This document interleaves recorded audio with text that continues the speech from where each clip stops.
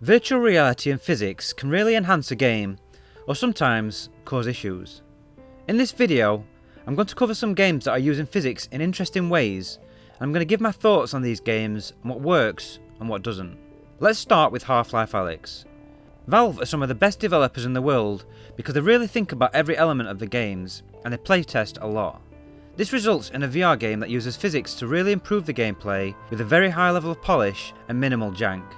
Hands and objects in the game all have collisions, so you can't put your hand through walls or desks. You can pick up and interact with everything in this game. If you think you can pick it up, you can, and they've gone to great lengths to make sure that your hands interact with things in a smooth and polished way.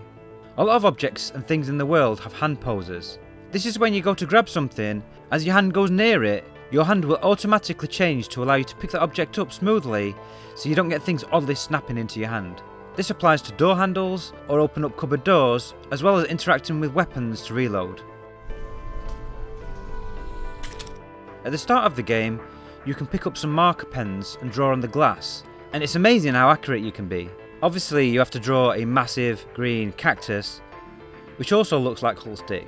Pushing elevator door buttons can be done with a roll of paper towel or your little finger. Objects have weight, so picking up this watering can, your hand will lank down slightly. Some objects are too heavy to pick up one-handed, so if you try to pick them up, you will just drop them unless you use both hands. The game also features the best physics for the way objects move around when they are falling or if you let them go. Like this chair, which just rocks slightly before settling down to a stop. When you pick up this chair, depending on where you hold the leg will affect how heavy it feels. So if you hold it at the end of the leg, it will be harder to move than further up to the top.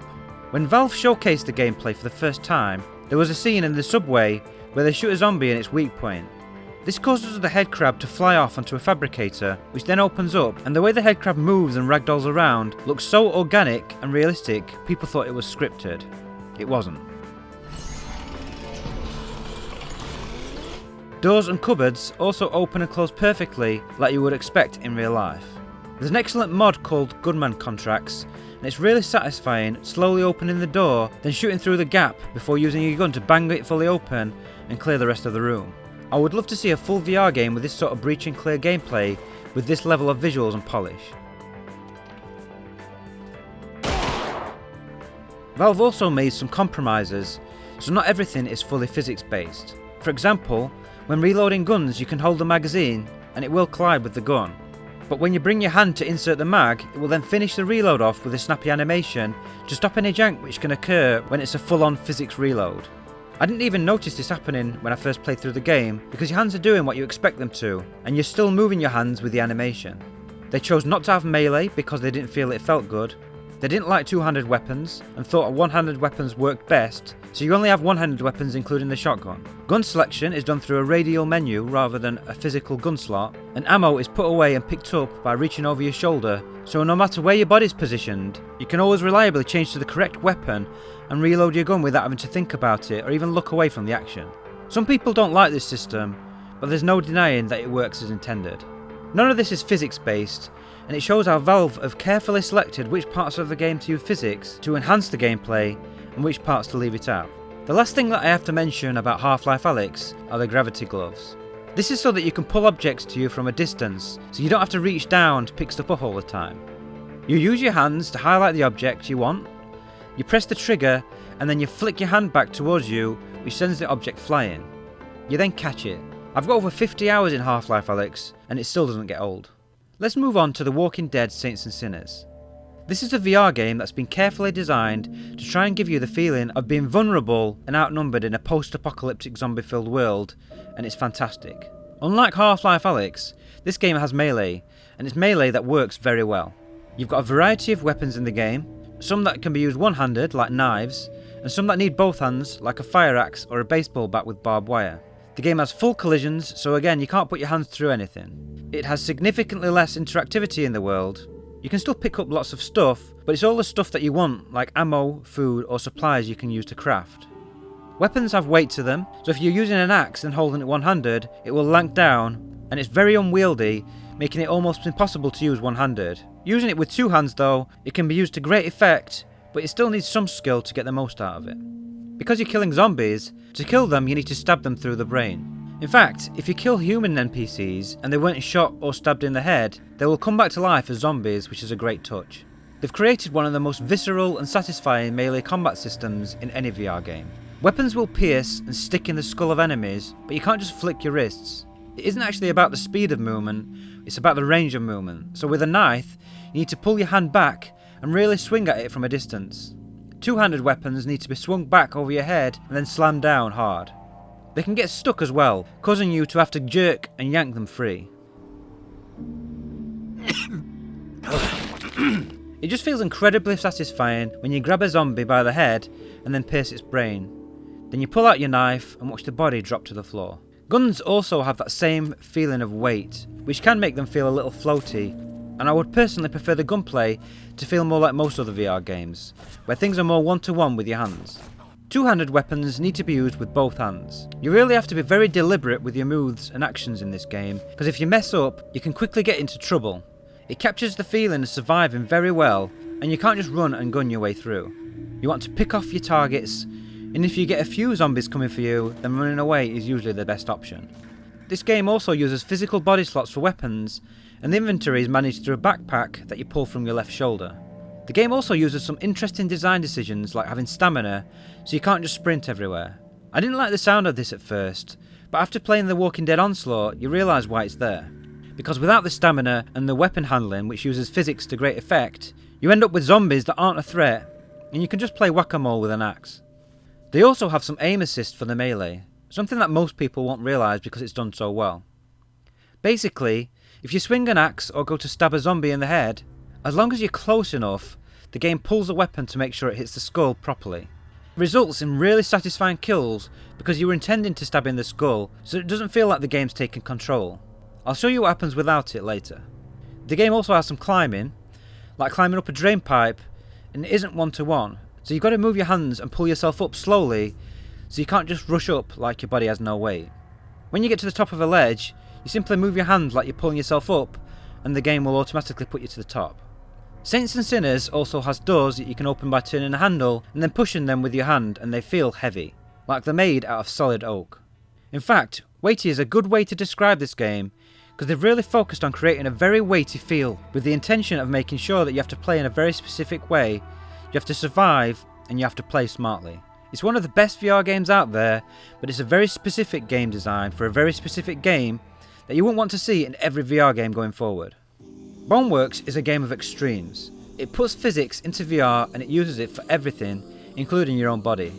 Even the official Steam page of the game describes it as an experimental physics VR adventure, and even if the developers themselves refer to it as experimental, it's certainly given me moments of feeling present in the world more than most. Because having a full body with some of the best inverse kinematics for the arms and elbows, using your hands to push open a door, physically reaching under your arm to grab a pistol, catching a robot head crab with one hand and shooting it with the other are moments where you lose yourself, and it just feels epic.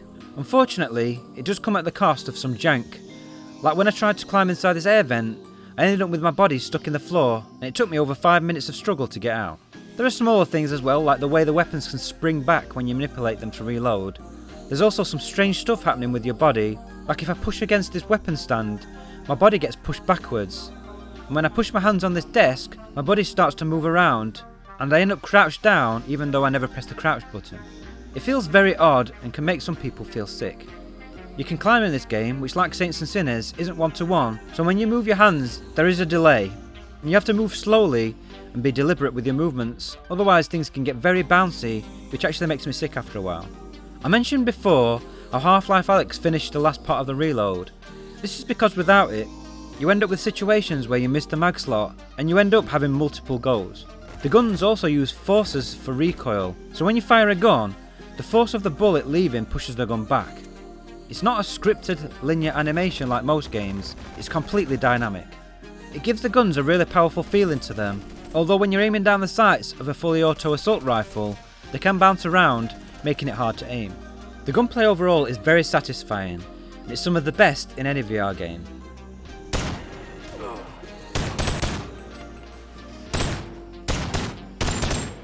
They've also polished things up a lot from when it first released, so I experienced a lot less jank when I played an hour to record this footage. The melee weapons have weight for heavier stuff, so they will bounce around a little and need to be handled with both hands. There's big cement blocks in the game which you can pick up and drag with one hand, but you can lift them and carry them around with two, but they still feel very heavy. The melee is weaker than the gunplay, and it doesn't feel as satisfying as some other games, with it sometimes feeling clunky. When I mention Saints and Sinners has aim assist, this is what happens without it.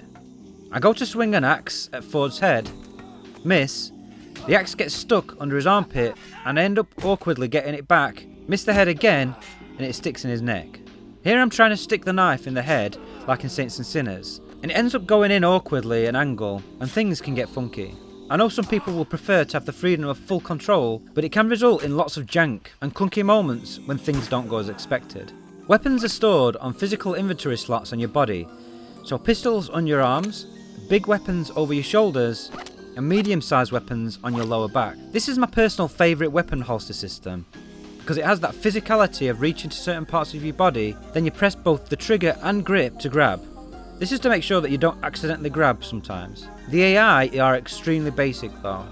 The main zombie type of enemies will just walk straight towards you, and if there's something in the way, they'll just attack it rather than walk around.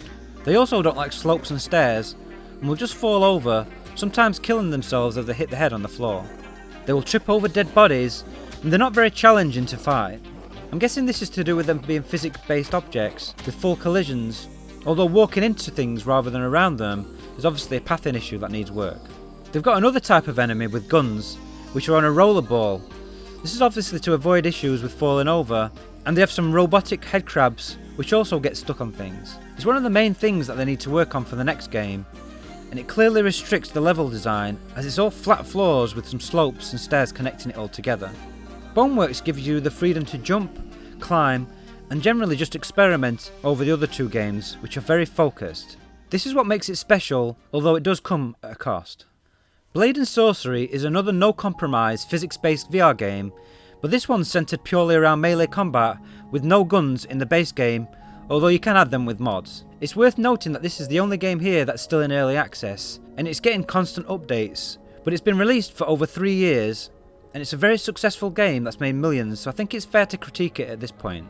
I don't really know what's happened with this game, but it feels like it's going backwards in some ways and forwards in others. Take the large hammer. I made a video a while back looking at Boneworks physics and compared their sledgehammer to Boneworks hammer, and Blade and Sorcery was leagues ahead. It felt weighted to handle with some light bounce, and the end of the hammer would lank down, and if you grabbed it from the end you couldn't even pick it up with one hand.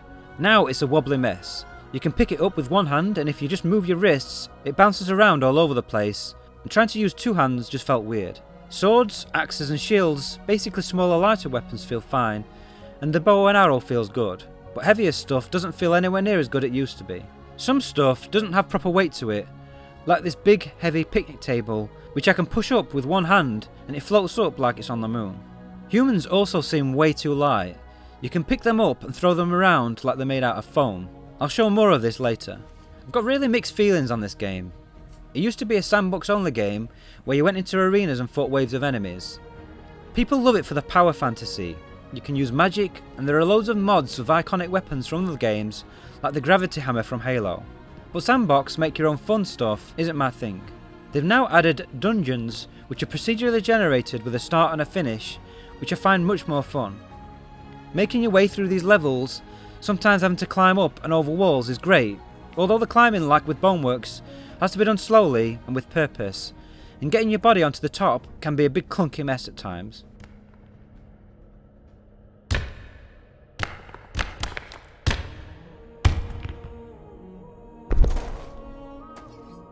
But when things go smoothly, it's great. It just always seems to be followed by a bunch of jank, like jumping across this gap and pulling someone off the ledge. Great. Watching the body flail unrealistically after a stealth kill, jank. Decapitating your enemy with a perfect sword strike, great. Getting into an awkward fight using an enemy as a human shield,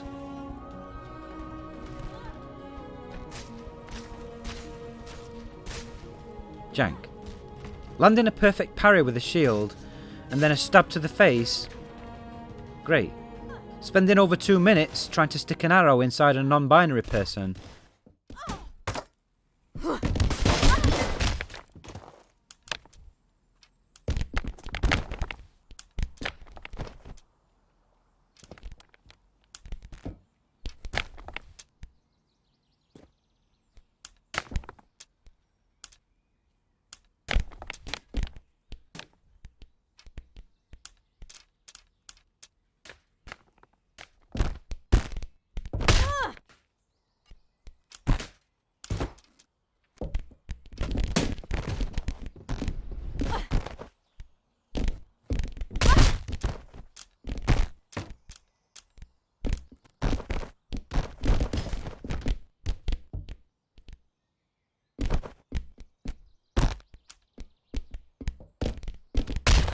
jank.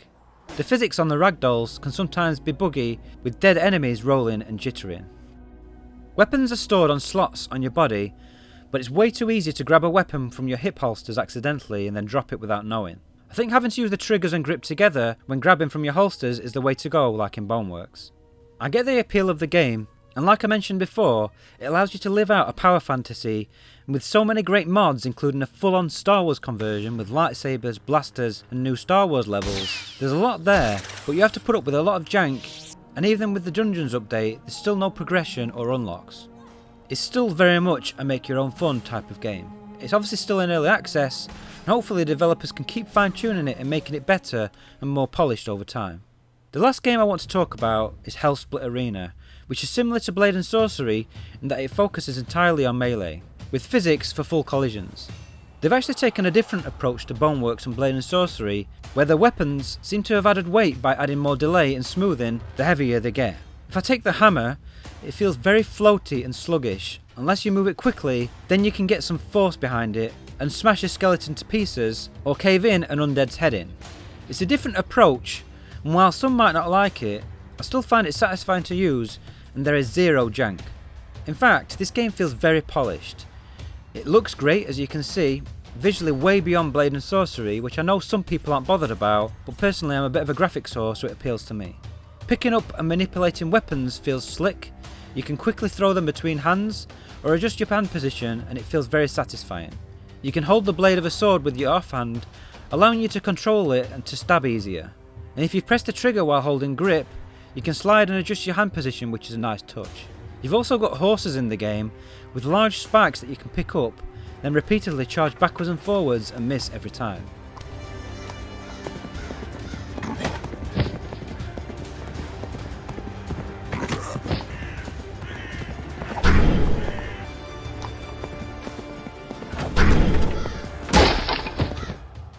Enemies have a lot more weight to them, so you don't have as many issues with them flying around like dolls.